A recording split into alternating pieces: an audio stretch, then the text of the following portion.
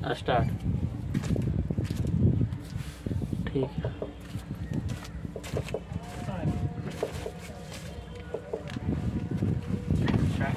Hello everyone, welcome to my learning channel Chanakya Niti classes. तो अभी homework series चल रहा है रेलवे समान अध्ययन और रेलवे समान विज्ञान और एनसीईआरटी, जो कि कल होमवर्क दिया गया था पेज नंबर 18। ठीक है। और टेलीग्राम चैनल पे अपलोड किया जाता है, जो कि टेलीग्राम चैनल का नाम है चाणक्य नीति क्लासेस। आप सर्च कीजिएगा, आ जाएगा। उसी पे होमवर्क और चाणक्य नीति का जितना भी वीडियो आता है उस पर अपलोड किया जाता है, और साथ में पीडीएफ भी। तो बताइएगा, रेलवे समान विज्ञान का पहला क्वेश्चन है, सड़क परिसर में ध्वनि तरंगों की आवृत्ति कितना से कितना तक होता है? 20 हर्ट्ज से 20,000। 20 हर्ट्ज से 20,000 हर्ट्ज तक। ठीक है। आर्किमिडीज का नियम किससे संबंधित है? प्लावन का नियम से। ठीक है। आर्किमिडीज का नियम किससे संबंधित है? प्लावन के नियम से। बताइएगा, साधारणतः प्रयोग में आने वाला वस्त्र जो है धोने वाला सोडा क्या है? Sodium carbonate. ये जो है वस्त्र को धोने में काम आता है। ठीक है, सोडियम कार्बोनेट। बताइएगा, गैल्वेनाइजेशन एक प्रक्रम है, तो लोहे पर जिंक का लेप चढ़ाना। गैल्वेनाइजेशन का एक प्रक्रम क्या है? तो लोहे पर जिंक का लेप चढ़ाना। बताइएगा, कौन सा मिट्टी ज्यादा जल नहीं सोखती है? क्लेई मिट्टी। आप लोग सभी लोग बोलिएगा, और क्वेश्चन जो है डायरेक्ट हिट नहीं कर पाइए, मतलब आपके अंदर याद है लेकिन आप बोल नहीं पाते हैं, और ऑप्शन के अनुसार आप लोग वहाँ टिक कर पाइए। ठीक है, अभी बोल दिया। और बहुत सारा जो आता है उसमें नहीं बोल पाइएगा तो टेंशन नहीं लेना है। ठीक है। बताइएगा, बीज रहित फल को किस तकनीकी रूप से विकसित किया जाता है? संकरण विधि से। ठीक है। हाइड्रोजन का आणविक द्रव्यमान कितना है? 1.0008 AMU। ठीक है, 1.008 AMU।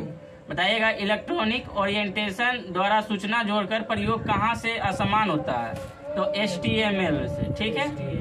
बताइएगा, पॉलिस्टर तंतु किससे निर्मित होता है? पेट्रोलियम से।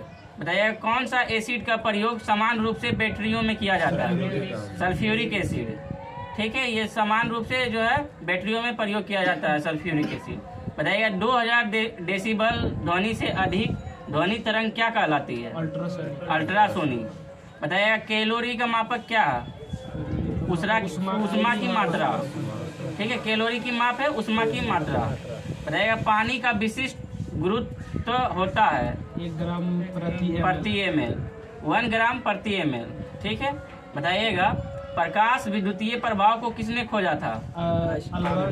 Albert Einstein. आखिर थोड़ा सा इधर हो जाओ, वहाँ बैठ जाओ। Albert Einstein. आप लोग आगे, कोई दिक्कत नहीं। ठीक है। बताइएगा, प्रकाश विद्युतीय प्रभाव को किसने खोजा था?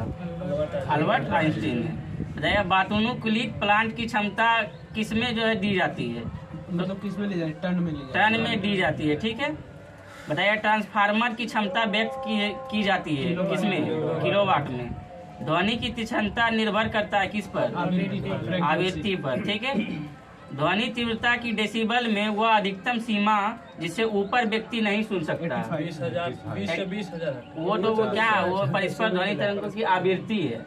और ये बोल रहे ध्वनि तीव्रता की डेसिबल में वह अधिकतम सीमा जिसपे ऊपर व्यक्ति नहीं सुन सकता है, तो 85। ठीक है। वो जो बोले थे क्वेश्चन, वो पहला क्वेश्चन था, सड़क परिस्पर में ध्वनि की तरंगे की आवृत्ति कितनी है? कितना से कितना? हाँ, कुत्ता बिल्ला जानवर सर, यही है, ये उसको बोला गया है। 80 से प्लस रहता है। हाँ, तो नहीं 20 से पकड़ना, 20 से प्लस हो जाएगा तो पकड़ना शुरू हो जाएगा। 2000 से ऊपर मनुष्य। बताइएगा, मानव के आराम के लिए सर्वाधिक उपयुक्त ताप पारस है कितना से कितना? 18 डिग्री सेल्सियस से 22.5 डिग्री सेल्सियस। ठीक है। मतलब 18 डिग्री सेल्सियस से 22.5 डिग्री सेल्सियस। बताइएगा, ऑटोमोबाइल जो है गियर सामान्यतः किससे बने होते हैं? ऑटोमोबाइल में आप लोग समझते हैं? नहीं, ऑटोमोबाइल में हो गया टेम्पू, 4 व्हीलर, उसे को देखते होंगे, उसका जो कंपनी जाते होंगे या शोरूम जाते होंगे, उसमें लिखा रहता होगा सुजुकी ऑटोमोबाइल या कुछ उस तरह से। तो उसका जो गियर होता है, गाड़ी का गियर किससे बना होता है? एलॉय स्टील से। ठीक है। एक विद्युत मोटर जो है विद्युत ऊर्जा को परावर्तित करती है किस? यांत्रिक ऊर्जा में। विद्युत मोटर जो है विद्युत ऊर्जा को परावर्तित करती है किसमें? यांत्रिक ऊर्जा में। हमारे रक्त में हीमोग्लोबिन का कार्य क्या है? ऑक्सीजन का संवहन करना, ठीक है, मतलब ऑक्सीजन को जो है शरीर माध्यम से पहुंचाना, रक्त के माध्यम से हमारे शरीर में चारों ओर फैलाना। बताइएगा मोटर के जो स्टार्टर है इसका मुख्य कार्य क्या है? शीघ्रता से रेटेड गति लाना। मतलब जब देखते होंगे घर में समरसेबुल लिया होगा उसमें स्टार्टर लगाया जाता है। स्टार्टर का काम है कि शीघ्रता से उसको स्पीड से नचाना, फिर वो अपना जो है गति पकड़ ले, ठीक है। उसका मुख्य कार्य है स्टार्टर का गति पकड़ना। बताइए प्राथमिक रंग कौन सा है? लाल हरा नीला। प्राथमिक रंग कौन सा है? लाल हरा नीला। बताइएगा कौन सा सदिश राशि है? कौन कौन? बल, विस्थापन और त्वरण, यह एक सदिश राशि है। संपूर्ण शरीर के लिए रक्त पंप करता है कौन सा? बायां नीले। संपूर्ण शरीर के लिए रक्त पंप करता है बायां नीले। इंसुलिन निसारण के लिए उत्तरदायी ग्रंथि कौन सा है? अग्नाशय। शरीर नियंत्रण में सहायक कौन सा अंग करता है? मानव का कौन सा? मस्तिष्क। शरीर नियंत्रण के लिए कौन सा अंग जो है सहायक है? मस्तिष्क। देगा पोलियो टीका का खोज किसने किया था? John Salk. पोलियो टीका का खोज किसने किया था? John Salk. बताइएगा रक्त को थक्का बनाने में कौन सा विटामिन मदद करता है? विटामिन के, ठीक है। बताइए अगला क्वेश्चन, यदि पृष्ठीय क्षेत्रफल घटा दिया जाए तो पृष्ठ पर कार्यरत दाब क्या होगा? बढ़ जाएगा। जूल जो है प्रति कूलम किसकी इकाई है? विभवांतर की। बॉल बेयरिंग का बॉल बना होता है किससे बना होता है? तो कार्बन क्रोम स्टील का।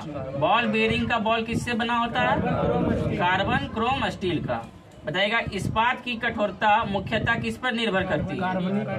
कार्बन की प्रतिष्ठा पर। इस्पात में जितना ज्यादा कार्बन मिलाया जाएगा उतना ज्यादा कठोर होगा, ठीक है। लोहे का गलनांक कितना है? 1539 डिग्री सेल्सियस। 1539 degree Celsius. बताइएगा सबसे हल्का और तथा सर्वाधिक वाष्पशील द्रव कौन सा ईंधन है? गैसोलीन। सबसे हल्का है तथा सर्वाधिक वाष्पशील है कौन सा ईंधन है? गैसोलीन। बताइएगा गन मेटल का संगठक या अवयव क्या है? गन मेटल का तांबा, टीन एवं जिंक, ठीक है। गन मेटल का संगठक क्या है? तो तांबा, टीन एवं जिंक। बताइएगा कंप्यूटर में जो है रैम का फुल फॉर्म बताइएगा। रैंडम एक्सेस मेमोरी, ठीक है। कंप्यूटर का जो है रैम होता है उसका फुल फॉर्म क्या है? Random access memory. बताइएगा कंप्यूटर का वह भाग जो दिमाग की तरह कार्य करता है वह क्या कहलाता है? सीपीयू। सीपीयू का जो है दिमाग की तरह कार्य करने वाला कौन सा? सीपीयू कहलाता है कंप्यूटर का भाग। सीपीयू का कंप्यूटर सर इसका सीपीयू का फुल फॉर्म हमको याद ना है, क्या है? याद है किसी को तो बोल सकते हैं। आपको कंफर्म याद नहीं है और गलत हम यहाँ बोल नहीं सकते हैं क्योंकि बहुत सारा यूट्यूब पे भी देखता है, ठीक है। बताइएगा चुंबकीय फ्लक्स की इकाई क्या है? वेबर। चुंबकीय फ्लक्स की इकाई क्या है? वेबर। बताइएगा एक लेड एसिड सेल को आवेशित करने के लिए जो है सप्लाई की आवश्यकता होती है? डीसी जो है लेड एसिड सेल को अवशोषित करने के लिए सप्लाई की आवश्यकता होती है, क्या है? Central processing unit. और तो सीपीयू का फुल फॉर्म आप लोग सुन लीजिए, जब क्वेश्चन पूछा गया है तो सीपीयू सेंट्रल प्रोसेसिंग यूनिट। क्या है सीपीयू का full form? Central processing unit, ठीक है। उसके बाद देखिएगा अगला क्वेश्चन जो है स्टील में कार्बन की प्रतिशतता जो है कितनी होती है? 1.2 से 1.7%। एक्स किरणें का तरंग दैर्घ्य क्या होता है? 10 मीटर से 10⁻⁻8 मीटर तक, ठीक है। ध्यान से सुनिए, एक्स किरणों का तरंग दैर्घ्य क्या होता है? 8 मीटर तक। बताइएगा डाटाबेस क्या है? तो रिकॉर्डों का कलेक्शन है। डाटाबेस क्या है? रिकॉर्डों का कलेक्शन है। बताइएगा एक अस्थायी चुंबक तत्व नष्ट होता है जब चुंबक का बल कम, जब चुंबक का बल हट जाता है या कम हो जाता है। क्या बोल? हाँ, गर्म करने पे भी नष्ट होता है। तो बताइएगा डीसी जनरेटर किस सिद्धांत पर कार्य करता है? विद्युत चुंबकीय प्रेरण पर।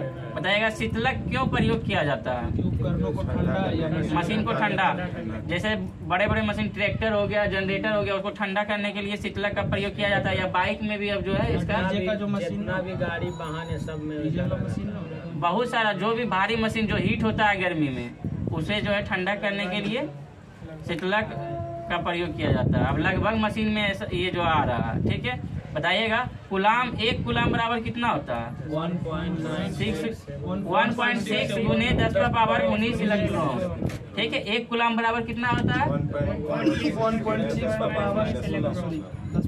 19 इलेक्ट्रॉन। ठीक है, बताइएगा कंप्यूटर पेरिफेरल है तो इनपुट एवं आउटपुट डिवाइस। ठीक है, कंप्यूटर पेरिफेरल है, इनपुट एवं आउटपुट डिवाइस। बताइएगा रेटिना पर बना प्रतिबिंब कैसा होता है? वास्तविक तथा उल्टा। ये बार बार क्वेश्चन आता है, रेटिना पर बना प्रतिबिंब कैसा होता है? वास्तविक तथा उल्टा। विमानों के जो चित्र बनता है, हाँ, तो वही तो बना प्रतिबिंब किसे कहते हैं? उसी को। तो रेटिना पर बना प्रतिबिंब वास्तविक तथा उल्टा। 1 मेगावाट बराबर कितना होता है? 10 लाख वाट। 1 मेगावाट बराबर, और ये बड़े पन बिजली घर में किया जाता है। मेगावाट का यूज जो है बड़े पन बिजली घरों में किया जाता है। ठीक है, बताइए प्रेशर कुकर में खाना जल्दी क्यों पकता है?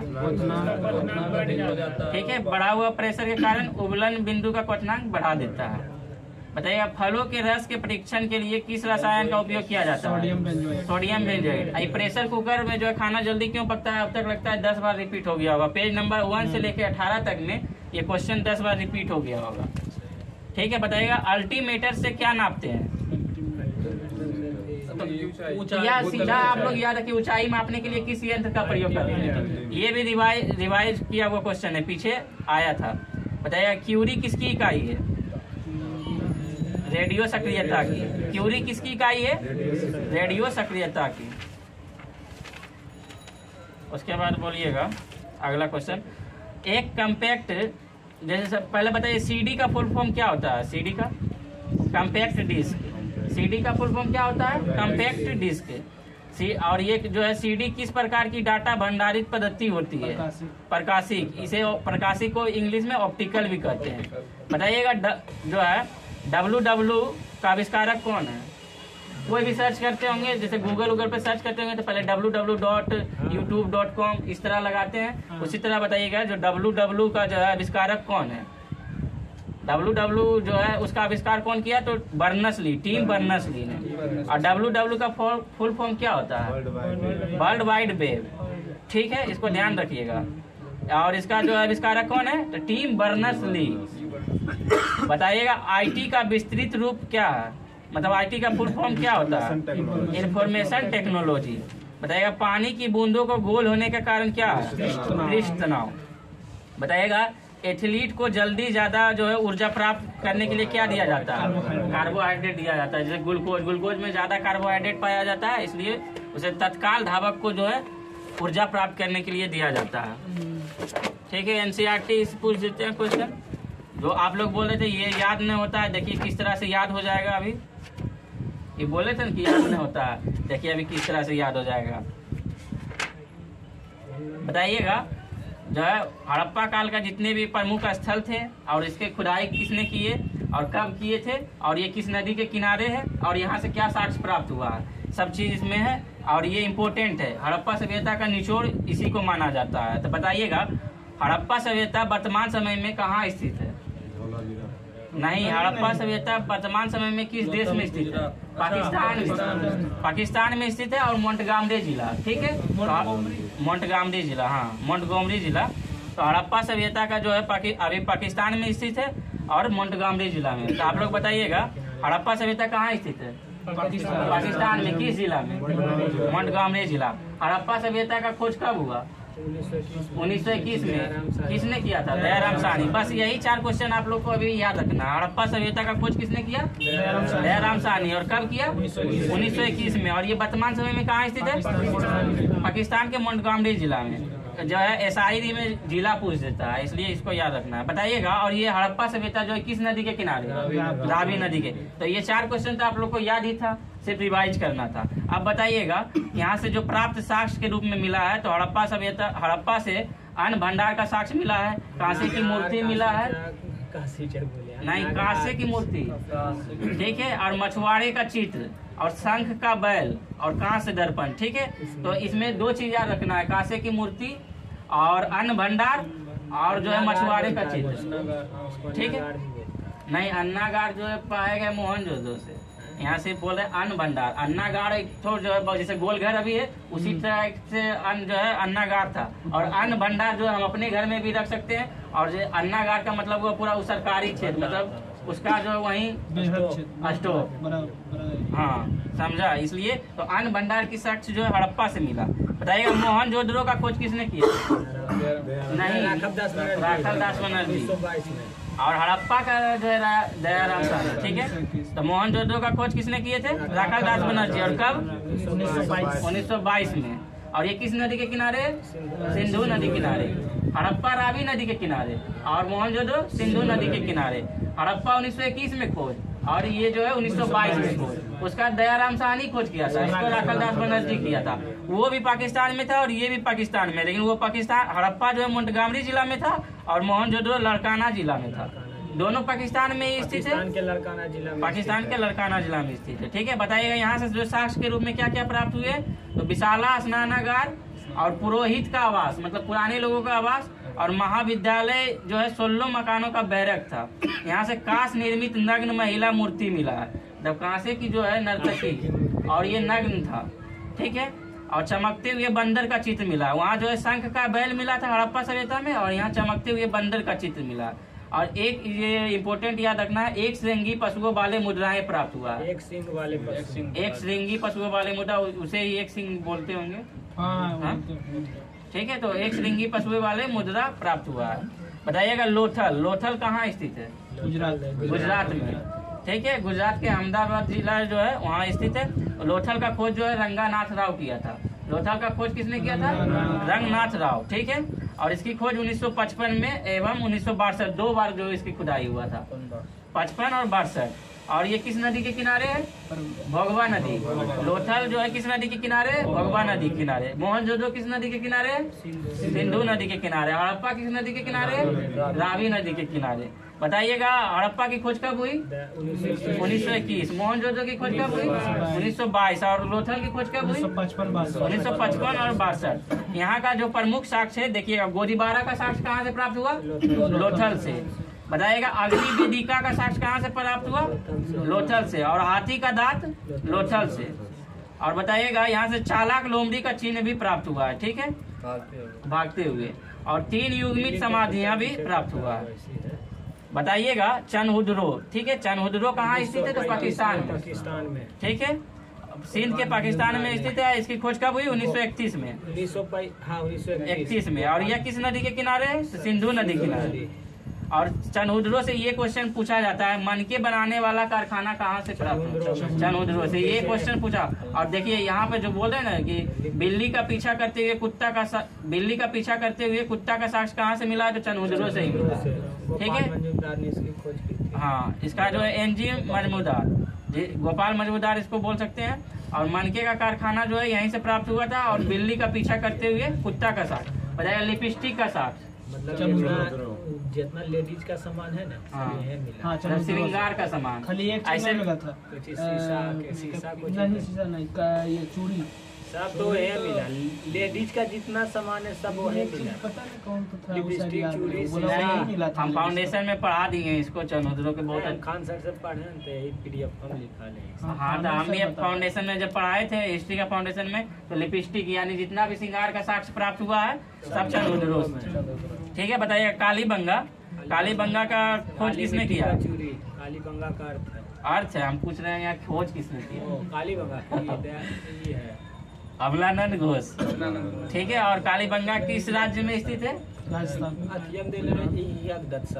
कहीं भी जो है एक यज्ञदत्त शर्मा दूसरा का होगा, अमलानंद घोष और ब्रजवासी लाल एवं बीके थापर। लाल एवं बीके थापर। हाँ, तो तुम कैसे बोल रहा है? कहाँ कालीबंगा? हाँ, कालीबंगा कहाँ स्थित है? किस राज्य में? राजस्थान। हरियाणा राजस्थान में। राजस्थान क्या यार, तेरा दिमाग यहाँ स्थित है। हरियाणा अलग राज्य है, राजस्थान अलग राज्य है। राजस्थान में हरियाणा राजस्थान दोनों अलग अलग राज्य, जैसे बिहार अलग राज्य और पश्चिम बंगाल अलग राज्य। मतलब दोनों बॉर्डर पर होगा। हाँ, दोनों सटा होगा। ठीक है, तो हनुमानगढ़ जिला में जो है यहाँ कालीबंगा की खोज हुआ, जो कि राजस्थान में पड़ता है। इसकी खोज अमलानंद घोष। ठीक है, और इसकी खोज जो है कब की गई थी, किस वर्ष? तो 1953 और 1960 में। रहेगा कालीबंगा किस नदी के किनारे स्थित है? घग्गर या सरस्वती नदी। ठीक है, जुटे हुए खेत का साक्ष्य कहाँ से प्राप्त हुआ? कालीबंगा से। भूकंप का साक्ष्य कालीबंगा से। अग्नि हवन का कुंड और अलंकृत ईंट और बताइए चूड़िया का साक्ष्य कालीबंगा से ही प्राप्त हुआ है। ये जो काले रंग की चूड़ी खाली नहीं मिला था वहाँ। हाँ, और काले रंग की चूड़ियाँ भी इसे बोलते हैं। वहीं पर चूड़ी नहीं मिला। और बताइएगा लकड़ी की जो है नाली एक साथ फसल बोने की साक्ष्य यही मिला है कालीबंगा से। जब जुटे हुए खेत का साक्ष्य मिला है तो एक साथ बोने का फसल भी यहीं से मिलेगा। बताइएगा राखीगढ़ी किस जिला में स्थित है? हाँ, हरियाणा। आई क्वेश्चन तुम लोग रट लेगा, आगे पीछे कोई बात है। राखीगढ़ी जो है हिसार जिला के हरियाणा में स्थित है और इसकी खोज किसने किया था? तो सूरजभान सिंह।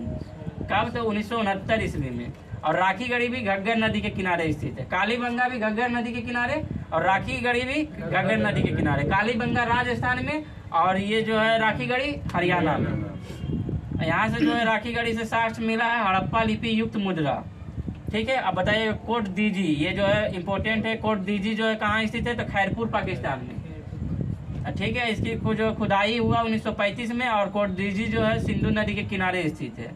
यहाँ से जो है किलेबंदी का साक्ष्य नहीं मिला है। सभी जगह जो है हड़प्पा सभ्यता में किलाबंदी था, लेकिन यहाँ किलेबंदी का साक्ष्य नहीं प्राप्त हुआ। और कच्चे ईंटों का मकान व चूल्हे जो है कोट दीजी से ही मिला है। बताइएगा बनाबली जो है कहाँ है? तो ये भी हरियाणा में, हिसार के हरियाणा में, और ये सरस्वती नदी के किनारे है। बताइए मिट्टी का हल कहाँ से प्राप्त हुआ है? तो बनाबली से। ऐसा नहीं कि जब जुटे हुए खेत का साक्ष्य कालीबंगा से प्राप्त हुआ है तो मिट्टी का हल भी वहीं से प्राप्त होगा। इसे बोल रहा है मिट्टी का हल, मतलब मिट्टी से बना हुआ हल। ठीक है, तो काली बनाबली से। सड़कों पर बैलगाड़ी के पहिए का साक्ष्य बनाबली से। जौ का साक्ष्य बनाबली से, ये याद रखिएगा। जौ के साक्ष्य याद रखिएगा और मिट्टी का हल का साक्ष्य। ठीक है, और उसके बाद बताइएगा रंगपुर कहाँ स्थित है? तो काठियावाड़ गुजरात में। और ये जो है यहाँ से 3 गो जो है साक्ष्य मिला है, जैसे कच्ची ईंट का साक्ष्य, धान की भूसी का साक्ष्य, ये याद रखिएगा। क्या बोला? रंगपुर में हाँ, झूलता हुआ बगीचा। झूलता हुआ बगीचा इसमें तो दिया हुआ नहीं है, हमको याद भी नहीं है। धान, इसको मेन जो है रंगपुर से याद रखिएगा। धान की भूसी का साक्ष्य, धान का भूसी का साक्ष्य कहाँ से मिला है? रंगपुर। आलमगीर जो आलमगीरपुर कहाँ पड़ता है? जो कि कल भी इसका डिस्कशन हुआ था। आलमगीरपुर यूपी में पड़ता है, जो कि हड़प्पा सभ्यता का सबसे पूर्वी स्थान है, पूर्वी क्षेत्र का स्थान है। ठीक है, और ये हिंडन नदी के किनारे स्थित है। ठीक है, और सुटकांगेडोर कहाँ पड़ता है? बलूचिस्तान में। ठीक है, पाकिस्तान में, जो कि दास नदी के किनारे है। यहाँ से बेबीलोन से व्यापार का साक्ष्य प्राप्त हुआ और बंदरगाह का भी साक्ष्य प्राप्त हुआ। बताइए मांडा कहाँ पड़ता है? जम्मू कश्मीर में, और ये किस नदी के किनारे? चेनाब नदी। यहाँ से हड्डी निर्मित जो है बनाग्र मिला है और मोहरे का साक्ष्य भी प्राप्त हुआ। बताइएगा सुटकोटदा कहाँ स्थित है? होगा लगता है राजस्थान। नहीं, गुजरात में। यह सरस्वती नदी के किनारे है। सुटकोटदा से कलश समाधान का साक्ष्य मिला और घोड़े की हड्डी का साक्ष्य, और तराजू का पलरा भी जो है सुटकोटदा से ही मिला है। तो इसको जो है या आप लोग एक बार फिर से पढ़िएगा तभी याद होगा। इतना जल्दी जो है ये बार बार पढ़ने से ही याद होगा। हाँ, बहुत गुजराती जितना भी है ज्यादा बिजनेस के बारे में सोचता है और बढ़िया से बिजनेस करता है, दिलो दिमाग लगा कर। और बिहार जो है सरकारी जॉब पे है, क्योंकि यहाँ पर जो है अर्थव्यवस्था के नाम कोई चीजें नहीं है, कंपनी भी नहीं है, सेक्टर भी नहीं, बिजनेस सेक्टर का क्षेत्र भी नहीं है, सिर्फ पॉलिटिक्स है और सरकारी जॉब चाहिए। तब होगा शादी भी मिलेगा पाछी। ठीक है, आज देखिएगा सम्मान अध्ययन का पेज नंबर 18 है, जो कि टॉपिक है यूटी में जम्मू कश्मीर। ठीक है, जम्मू इसमें पढ़ने वाला है, खुद से पढ़िएगा बस, और 2-4 टॉपिक याद रखना है। जैसे बताइएगा जम्मू कश्मीर केंद्र शासित प्रदेश का गठन, इसका गठन कब किया गया? 31 अक्टूबर 2019 को गठन हुआ। गठन, ठीक है, केंद्र शासित प्रदेश के रूप में गठन हुआ कब? 31 अक्टूबर 2019 को। बताइएगा ग्रीष्मकालीन राजधानी, जम्मू कश्मीर की ग्रीष्मकालीन राजधानी कहाँ? श्रीनगर। और शीतकालीन राजधानी जम्मू। और इसका क्षेत्रफल जो है 42,241 वर्ग किलोमीटर। जम्मू कश्मीर का क्षेत्रफल 42,241 वर्ग किलोमीटर। बताइएगा जम्मू कश्मीर की जनसंख्या कितना है? तो 99.4 लाख, यानी 1 करोड़ के लगभग, 1 करोड़ के आसपास। ठीक है, और यहाँ की राजकीय भाषा क्या है ये याद रखना। डोगरी है, कश्मीरी है और हिंदी अंग्रेजी है। ठीक है, उर्दू, डोगरी, कश्मीरी, हिंदी, अंग्रेजी। ठीक है, बताइएगा जम्मू कश्मीर का उच्च न्यायालय जम्मू कश्मीर उच्च न्यायालय है। जम्मू कश्मीर। ठीक है, और बताइएगा जम्मू कश्मीर के सीमा क्षेत्र में जिसके अगल बगल आते हैं कौन कौन, तो उत्तर पूर्व में केंद्र शासित प्रदेश लद्दाख। ठीक है, और दक्षिण में हिमाचल प्रदेश, नीचे यानी जम्मू कश्मीर के नीचे दक्षिण होगा, नीचे तो हिमाचल प्रदेश, और प्रदेश लद्दाख। पंजाब पश्चिम में है, पंजाब तथा पाकिस्तान पश्चिम में। बताइएगा कुल जम्मू कश्मीर में कुल कितने जिला है? 22 जिला। जो कि बताइए यहाँ का जो है दो चार को देखिए, उधमपुर जो है सैनिक छावनी, यहाँ जो है उधमपुर में एक भारत का सैनिक छावनी है जो कि बहुत बड़ा उत्तर भारत का सबसे उत्तर में बिंदु जो है सबसे बड़ा छावनी जो है उधमपुर में स्थित है। बताइएगा विधान जो है जम्मू कश्मीर में विधानसभा सदस्यों की संख्या कितनी है? 114। और विधानसभा का कार्यकाल कितने वर्ष का होता है? 5 वर्ष का होता है। यहाँ सिर्फ 6 वर्ष होता था, बाकी अदर स्टेट में सब जगह जो है 5 वर्ष के लिए होता है। ठीक है, यहाँ पहले 6 वर्ष के लिए होता था, वर्तमान समय में 5 वर्ष के लिए किया गया। बताइएगा लोकसभा सदस्यों की संख्या कितनी है जम्मू कश्मीर? 5। और राज्यसभा सदस्यों की संख्या 4। बताइए जम्मू कश्मीर 6 वर्ष का होता है नहीं, वो राज्यसभा होता है 6 वर्ष के लिए, लोकसभा जो होता है 5 वर्ष के लिए होता है। एक बार हुआ फिर भी 5 वर्ष का, तो देखना पड़ेगा, हमको कंफर्म पता नहीं, लेकिन 5 वर्ष मानते हैं। 5 वर्ष 6 वर्ष दोनों लिखा गया। तो जानता है भाई राज्यसभा जो है ना उसका जो है कार्यकाल 6 वर्ष के होता है। और विधानसभा किया था तो फिर मतलब 21 साल के बाद वो लागू नहीं हुआ, फिर बदल। अच्छा ठीक है, तो एक बार देख के फिर बोला जाएगा, इस पर चर्चा किया जाएगा। बताइएगा जम्मू कश्मीर का सबसे बड़ा जिला कौन सा? किश्तवाड़। ठीक है, जम्मू कश्मीर का सबसे बड़ा जिला किश्तवाड़। बताइएगा जम्मू कश्मीर का प्रथम उपराज्यपाल गिरीश चंद्र मुर्मू। इसको याद रखना, जम्मू कश्मीर का प्रथम उपराज्यपाल गिरीश चंद्र मुर्मू। बताइएगा केंद्र शासित प्रदेश जम्मू कश्मीर की सीमा जो है कुल कितने राज्यों से लगती है? 2 राज्य से। कौन कौन? हिमाचल प्रदेश और पंजाब। और तथा यूटी से कितने यूटी से लगती है जम्मू कश्मीर की सीमा? 1 यूटी लद्दाख से। बताइएगा केंद्र शासित प्रदेश जो लद्दाख है उसकी सीमा कुल कितने राज्यों से लगती है? 1 राज्य से, हिमाचल प्रदेश से। और कितने केंद्र शासित से? तो 1 केंद्र शासित से, जम्मू कश्मीर से। बताइएगा केंद्र शासित प्रदेश जम्मू कश्मीर जो है किस मात्र जो है अपनी अंतर्राष्ट्रीय सीमा एकमात्र देश से लगता है, जम्मू कश्मीर का, पाकिस्तान से। जम्मू कश्मीर विधिवत रूप से केंद्र शासित प्रदेश कब बना? 31 अक्टूबर 2019 को। तो जम्मू कश्मीर विधिवत रूप से, मतलब विधिवत कानूनी रूप से, विधिवत में सब लोग समझते हैं कानूनी रूप से कब केंद्र शासित प्रदेश बना? 31 अक्टूबर 2019। सभी का भाषा अलग अलग होता है, जैसे पॉलिटिक्स का भाषा अलग होता है, हिस्ट्री का कुछ भाषा अलग होता है और ज्योग्राफी का कुछ भाषा अलग होता है। तो विधिवत जो है कानूनी को बोलते हैं, जैसे विधि का समक्ष समानता, तो कानून के आगे सभी समान है। विधि का मतलब हुआ कानून, आर्टिकल 14। ठीक है, इसी तरह याद रखना है। बताइएगा राज्य के रूप में जम्मू कश्मीर की स्थापना कब हुई थी? राज्य के रूप में हुआ था केंद्र शासित रूप में, और ये पूछ रहा है राज्य के रूप में 26 अक्टूबर 1947। ठीक है, राज्य के रूप में जम्मू कश्मीर की स्थापना 26 अक्टूबर 1947। बताइएगा जम्मू कश्मीर जो है जम्मू कश्मीर राज्य में अनुच्छेद 370 कब से लागू हुआ था? 17 अक्टूबर 1949। ठीक है, 47 में यह राज्य बना और 49 में यह जो है 370 लागू हुआ। ठीक है, बताइएगा संविधान के कौन सा भाग में जो है अनुच्छेद 370 का वर्णन है? भाग 21 में। और ये 370 के तहत जो है जम्मू कश्मीर को विशेष दर्जा प्राप्त हुआ है। तो वो क्वेश्चन पूछेगा जम्मू कश्मीर को विशेष राज्य की दर्जा किस अनुच्छेद के तहत दिया गया? नहीं, भाग 21 तो ठीक है, और आर्टिकल के तहत 370।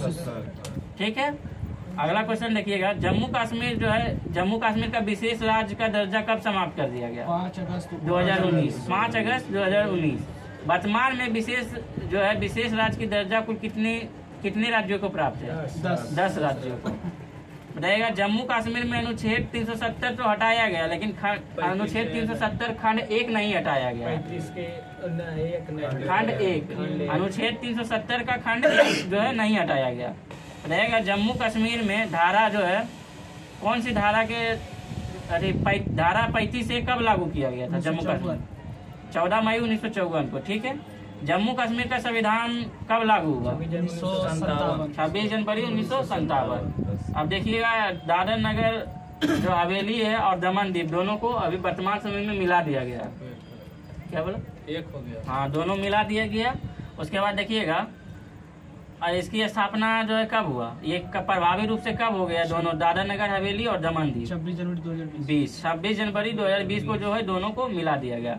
और बताइएगा इसकी राजधानी कहाँ? दमन। और इसकी क्षेत्रफल कुल कितना है? तो 603 वर्ग किलोमीटर। 603 वर्ग किलोमीटर। जनसंख्या 5,764 किलोमीटर। किलोमीटर जनसंख्या, ठीक है, ठीक है। अच्छा बताइएगा दादर नगर हवेली या दमन द्वीप में कुल जिले की संख्या कितनी है? 3 है, ठीक है। और लोकसभा सीटों की संख्या 2। हाँ, लद्दाख में 2 जिला है। ले और एक कारगिल 2 ही जिला है। बताइएगा दमन एवं द्वीप का उच्च न्यायालय, तो बॉम्बे का उच्च न्यायालय, क्योंकि बॉम्बे के सटा हुआ गुजरात के बगल में है, तो बॉम्बे अगर कोई भी यूटी का जो है उच्च न्यायालय अपना नहीं होगा, मतलब जो अलग अगल बगल में उसके सटे राज्य होंगे उसी जो है वहीं का उच्च न्यायालय में वो भी अपना केस दर्ज करेंगे, ठीक है। बताइएगा प्रथम प्रशासक कौन थे? दमन और दीव के प्रथम प्रशासक प्रफुल्ल खोड्डा पटेल। बताइएगा दमन और दीव की प्रमुख भाषाएं क्या क्या है? तो कोंकणी है, गुजराती है, हिंदी। ऐसा क्यों है? क्योंकि गुजरात के बगल में तो गुजराती होगा, कोंकणी गोवा की भाषा है, गोवा के सटा हुआ रहने के कारण कोंकणी और हिंदी भाषा सभी जगह चलता है। भारत में हर स्टेट में लगभग हिंदी थोड़ा बहुत बोला ही जाता है। बताइएगा जो है मुंबई, अरे द्वीप जो है मुंबई के समीप अरब सागर में एक द्वीप है। बताइए तो अरब सागर में कौन सा द्वीप स्थित है? तो दीव।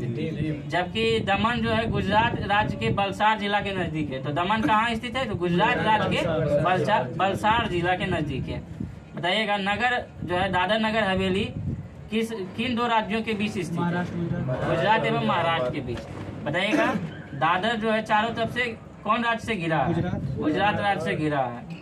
और इसके तथा नगर हवेली 1 किलोमीटर उत्तर पश्चिम में है, ठीक है। बताइए दादर और नगर हवेली और दमन द्वीप के बीच की दूरी कितनी है? 35 किलोमीटर। बताइएगा दमन एवं द्वीप के बीच कौन सी खाड़ी स्थित है? खंबात की खाड़ी और अरब सागर स्थित है, ठीक है। दादर और नगर हवेली पुर्तगालियों के अधीन कब रहा? ठीक है, 1754 तक। फिर 54 मुक्त जो हुआ है 11 अगस्त 1961 को जो है यह मुक्त हुआ, ठीक है। बताइएगा पुर्तगालियों से मुक्त कब? 1961 में पुर्तगालियों से मुक्त होने के बाद दमन द्वीप जो है गोवा का हिस्सा बना था। कब? 1987 में जो दमन द्वीप गोवा का हिस्सा बना था, लेकिन अभी वर्तमान समय में यूटी बना दिया गया। 30 मई 1987 को 25वें राज्य के रूप में किस राज्य का दर्जा मिला? गोवा को। ये 25वें गोवा को किसमें राज्य के रूप में दर्जा मिला? 25वें राज्य। कब मिला? तो 30 मई 1987 को, ठीक है। और कौन सा संविधान संशोधन के तहत जो है गोवा और दमन द्वीप को अलग किया गया? 97 संविधान संशोधन 57, ठीक है। अब बताइएगा दादर नगर हवेली एवं दमन द्वीप का विलय 2 केंद्र शासित प्रदेश जो था, इसका विलय कब किया गया? 2019 में केंद्रीय राज्य गृह मंत्री द्वारा, जो कि जी किशन रेड्डी द्वारा संसद में पेश किया गया था। केंद्रीय गृह मंत्री होगा अमित शाह और केंद्रीय गृह राज्य मंत्री जो है किशन रेड्डी द्वारा, और ये संसद में इसके द्वारा पेश किया गया था। बताइएगा इसे जो है राष्ट्रपति की स्वीकृति कब मिली? 9 दिसंबर 2019 को। बाद में 26 जनवरी 2020 को जो है दादर और नागर हवेली को दमन द्वीप का विलय एक केंद्र शासित प्रदेश के रूप में कर दिया गया। और इसका विलय का मुख्य उद्देश्य था न्यूनतम सरकार और अधिकतम शासन। जो है इसका विलय का मुख्य उद्देश्य था न्यूनतम सरकार और अधिकतम शासन। फिर वही जम्मू कश्मीर और लद्दाख पे फिर चर्चा है, तो जो पूछ दिए वो नहीं पूछते हैं, जो नहीं पूछे उसको पूछ देते हैं। देखिए जम्मू कश्मीर एवं लद्दाख के केंद्र शासित प्रदेश बनने के बाद सरकार ने नया मानचित्र कब जारी किया? 2019। हाँ 2019, 2 नवंबर 2019, क्योंकि 2019 रखने से याद नहीं होगा क्योंकि बहुत सारा 2019 इसमें बना है। तो 2 नवंबर 2019 को जो है मानचित्र नया मैप जो है जारी किया जम्मू कश्मीर एवं लद्दाख को केंद्र शासित बनने के बाद।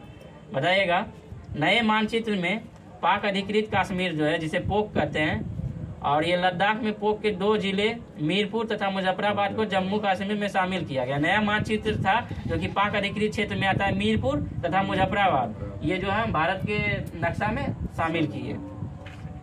तो बताइएगा केंद्रशासित प्रदेश लद्दाख की सीमा किस एक राज्य से लगती है? तो हिमाचल प्रदेश। और किस एक केंद्र शासित प्रदेश से लगती है? जम्मू कश्मीर से। और बताइएगा केंद्र शासित प्रदेश लद्दाख जो है 3 देशों पाकिस्तान, अफगानिस्तान तथा चीन के साथ अपनी सीमा अंतर्राष्ट्रीय सीमा साझा करती है। वर्तमान में क्षेत्रफल की दृष्टि से सबसे बड़ा केंद्र शासित प्रदेश कौन सा? लद्दाख। क्षेत्रफल की दृष्टि से सबसे बड़ा केंद्र शासित प्रदेश, लेकिन हम कहीं पढ़े थे अंडमान निकोबार। सही नहीं, लद्दाख कैसे? लद्दाख क्षेत्रफल है, यहाँ पर एक ही जिला का सीट नहीं। अच्छा तो यूटी में हम पढ़े तो अंडमान निकोबार गलत था। नहीं ये यही पर जिला का लिया जाता है कि पूरा वर्तमान में क्षेत्रफल की दृष्टि से सबसे बड़ा केंद्र शासित प्रदेश लद्दाख। लोकसभा के सबसे बड़ा ही है। नहीं लोकसभा वाला सही है। तो ये लोकसभा नहीं है भाई, बोल रहा वर्तमान में क्षेत्रफल की दृष्टि से सबसे बड़ा केंद्र शासित प्रदेश। तो हम शायद अंडमान निकोबार पढ़े थे, शासित के नहीं बोल सकते, क्योंकि केंद्र शासित प्रदेश भी यूटी है। लो भाई गूगल थोड़ा सा करो, लोकसभा का हम गारंटी ले सकते। किस केंद्र शासित प्रदेश एक विधानसभा सीट है? हाँ नहीं, लोकसभा सबसे बड़ा है भारत। सर्च करो किस केंद्र शासित प्रदेश में एक भी लोग बोलने का ऑप्शन है क्या? स्पीक कर। किस केंद्र शासित प्रदेश में एक भी विधानसभा सीट में? यही ना लद्दाख है।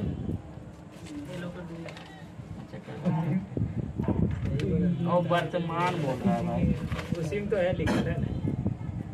हाँ एक भी नहीं है, जैसे बुद्धि चेरी सब बोला। अरे लो भाई सर्च से कर देते हैं। नहीं तो बोलने का ऑप्शन कहाँ आ रहा है? आईफोन है इसलिए क्या लाओ सर्च से कर देते हैं। क्षेत्रफल की दृष्टि से सबसे बड़ा यूटी कौन है? लद्दाख। क्षेत्रफल की दृष्टि से सबसे बड़ा केंद्र शासित राज्य। हाँ प्रदेश या राज्य कोई भी जैसे लद्दाख। कैसे? लद्दाख है। अच्छा तो हम इसमें इसमें लिखा लद्दाख है। अरे भाई स्पीडी बुक में लिखा हुआ है, लेकिन हम कहीं अंडमान निकोबार पर। कोई बात नहीं, हम जो है इसको कल इसका चर्चा कर दीजिएगा, हम बता देंगे। ठीक है, तो आज का 3 नंबर पूरा हुआ। और like current affairs Andaman Nicobar लिख रहा है। अंडमान निकोबार लिख रहा है, हम कहीं अंडमान निकोबार बुक से भी पढ़े तो अंडमान निकोबार, लेकिन वर्तमान समय में दिया गया है तो नहीं कर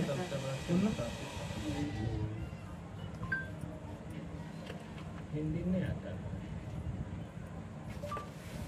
ठीक है, देखिएगा 10 मई 2024 का करेंट अफेयर्स का जो क्वेश्चन है, डेली 10 क्वेश्चन किया जाता है। बताया हाल ही में संयुक्त राष्ट्र इमिग्रेशन एजेंसियों के अनुसार वैश्विक प्रेषण में $100 अरब के आंकड़े को पार करने वाला दुनिया का पहला देश कौन सा बना? भारत। यह समझ रहे हैं, $100 अरब मतलब विदेशी मुद्रा जो है बहुत सारा अर्जित किया गया, $100 अरब पार किया गया। हाल ही में महिलाओं के खिलाफ हिंसा से निपटने के लिए पहला कानून किसने अपनाया? यूरोपीय संघ, EU। ठीक है, यूरोपीय संघ का शॉर्ट है EU। ठीक है, इसमें कुल कितने देश आते हैं? तो वर्तमान में 27 देश आते हैं। ठीक है, इससे पहले और इससे ज्यादा देश आते थे, लेकिन वर्तमान समय में 27 देश आते हैं यूरोपीय संघ में। और आसियान भी याद रखना, इसमें ऑप्शन सी जो आसियान है, आसियान की स्थापना हाँ अंडमान निकोबार ही होगा, इसलिए तो हम बोले इसमें गलत दिया हुआ है शायद। हाँ बुक। अच्छा एक बार फिर से हम कुछ जब देख लेंगे तब काटेंगे। आसियान की स्थापना कब हुई? 1967 में। आसियान इम्पोर्टेंट है, एशिया का जो है संगठन है, इसलिए आसियान इम्पोर्टेंट है। और आसियान में कुल 11 देश आते हैं, जो कि नवीनतम देश तिमोर लिस्ट है। ठीक है, 11 देश Myanmar, Thailand, Laos, Cambodia, Vietnam, Malaysia, Indonesia, Singapore, Brunei, Philippines, ये 10 देश हुआ और 111 तिमोर लिस्ट। ठीक है, बताइएगा हाल ही में AI के लिए ISO 42001/2023 का प्रमाणन प्राप्त करने वाली दुनिया की पहली IT कंपनी कौन सी है? तो इन्फोसिस है। ठीक है, चौथा क्वेश्चन देखिएगा, वैश्विक ऊर्जा थिंक टैंक एम्बर के ग्लोबल इलेक्ट्रिसिटी रिव्यू 2024 में भारत का वैश्विक स्तर पर कौन सा स्थान मिला है? तो तीसरा, मतलब सौर। अच्छा ऑप्शन कौन इसका? अब से जो होगा। अच्छा ठीक है, तीसरा स्थान मिला है। तीसरा स्थान मतलब सौर ऊर्जा में जो है भारत को जापान को पछाड़कर तीसरे स्थान प्राप्त किया। फर्स्ट में किसका होगा? तो फर्स्ट में चीन का, सेकंड USA। ठीक है, फर्स्ट चीन और सेकंड USA, तीसरा भारत। और हाल ही में जो है किस राज्य के राज्यपाल पर यौन उत्पीड़न का आरोप लगा है? पश्चिम बंगाल। पश्चिम बंगाल के जो है राज्यपाल, उनके ऊपर आरोप लगा है और यौन उत्पीड़न का। और हाल ही में स्कॉटलैंड के प्रथम मंत्री पद पर किसे नियुक्त किया गया है? तो जॉन स्वीनी, जॉस राउल मुरिनो, जेरमियो मानले और सेकाम है। तो जॉन स्वीनी ये स्कॉटलैंड के प्रथम मंत्री पद पर नियुक्त किए गए हैं। तो हाल ही में वायुसेना ने कहां पर ऑपरेशन बॉम्बी बकेट चलाया? उत्तराखंड। ठीक है। हाँ, और ये किस लिए चलाया है? क्योंकि उत्तराखंड के अच्छे जंगलों में आग लग जाता था गर्मी के दिनों में, ये इसलिए यह चलाया गया। और बॉम्बी बॉकेट मतलब समझ रहे हैं, बॉकेट जो हेलीकॉप्टर के द्वारा बॉकेट लगाया जाएगा, उससे जल ले जाकर वहाँ छिड़काव बॉकेट आता है। ठीक है, वहीं से छिड़काव किया जाएगा। बताइएगा हाल ही में राष्ट्रीय महिला हॉकी लीग के पहले संस्करण के लिए किसने साझेदारी की है? Coca Cola India. ठीक है, कोका कोला इंडिया जो है राष्ट्रीय महिला हॉकी लीग के पहले संस्करण के लिए साझेदारी की है। कहाँ पे हो रहा है? ये झारखंड में हो रहा, रांची झारखंड में। ठीक है, बताइएगा हाल ही में फिनटेक कंपनी सेतु ने कौन सा बैंकिंग, वित्तीय और बीमा केंद्रित देश का पहला लार्ज लैंग्वेज मॉडल लॉन्च किया है? तो भारत जीपीटी, इरा, देविका और सेसेम। सेसेम और इरा जो है भारत की फर्स्ट एआई फिल्म है। एआई में सब समझते हैं, आर्टिफिशियल इंटेलिजेंस। ये जो है भारत की फर्स्ट एआई फिल्म है, इरा। और हाल ही में कृषि कल्प ने किसान उत्पादक संगठनों के लिए भारत का पहला त्वरक का कार्यक्रम कहाँ लॉन्च किया है? तो बेंगलोर में। ठीक है, कृषि कल्प ने किसान उत्पादक संगठनों के लिए भारत का पहला त्वरक कार्यक्रम कहाँ लॉन्च किया है? बेंगलोर में। तो आज का 10 क्वेश्चन ये पूरा हुआ, और कल जो होमवर्क वही डाला जाएगा जो आगे नेक्स्ट पेज होगा। तो आज के लिए इतना ही। थैंक यू, जय हिंद। त्रिपाठी है।